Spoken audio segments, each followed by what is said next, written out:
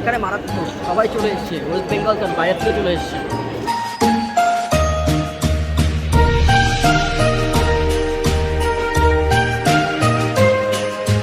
আগের 2 বছর এসে বুঝেছি যে মেট্রোতে ঠিক কীরকম পরিমাণে ভিড় হয়, তাই আমরা বাইক নিয়ে এসেছিলাম। আর ঠিক এই মোড়টার থেকে পার্ক স্ট্রিটের মেন রাস্তাটা শুরু হয়, যেখান থেকে চারিদিক দিয়ে ক্রিসমাসের লাইটিংটা ছড়িয়ে থাকে।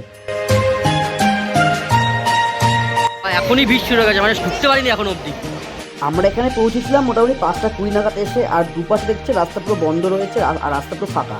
তো মোটামুটি 5:30-5:30 সময় খুলে গেটটা, 10 মিনিট পরে দাঁড়ানোর পরে আর পুরো রাস্তাটা ফাঁকা ছিল। যার জন্য আমি প্ল্যান করেছিলাম যে এখানে কোনোভাবেই 6:30টার পরে ঢোকা যাবে না, তাই প্রথম ঢুকে গিয়ে ফাঁকা ছবি মোটামুটি তুলে নিয়েছিলাম, একটু ভিড়টা কম ছিল।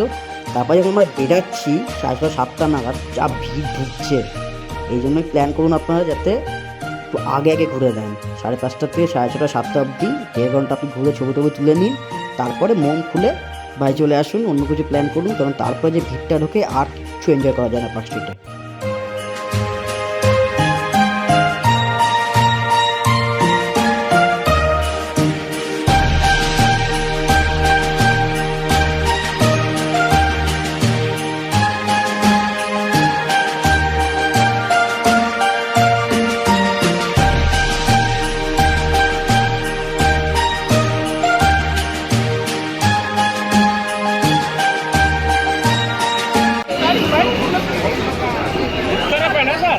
হেলিং পার বন্ধ করে রেখেছে,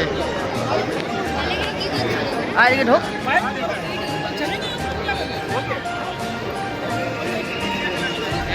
বন্ধ রয়েছে চ্যালেঞ্জ পাস, এখন রিভাইন ক্লোজ 24-31।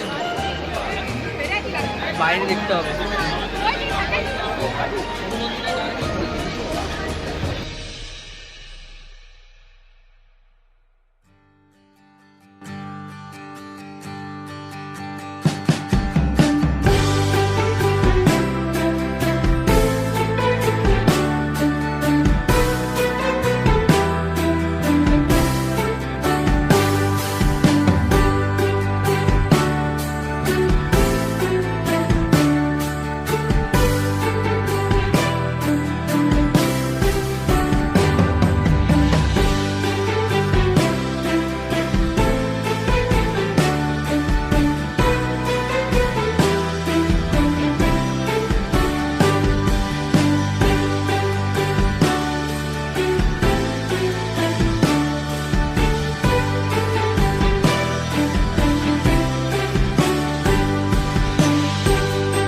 আর দেখুন আমরা এই 7টা নাগাদ বেরাচ্ছি পার্ক স্ট্রিট থেকে। অল ডান, আমাদের ঘোরাঘুরি কমপ্লিট, ছবি তোলা কমপ্লিট। আর দেখুন কী পরিমাণে ভিড় তখন ঢুকছে, সব মেট্রো করে আসছে।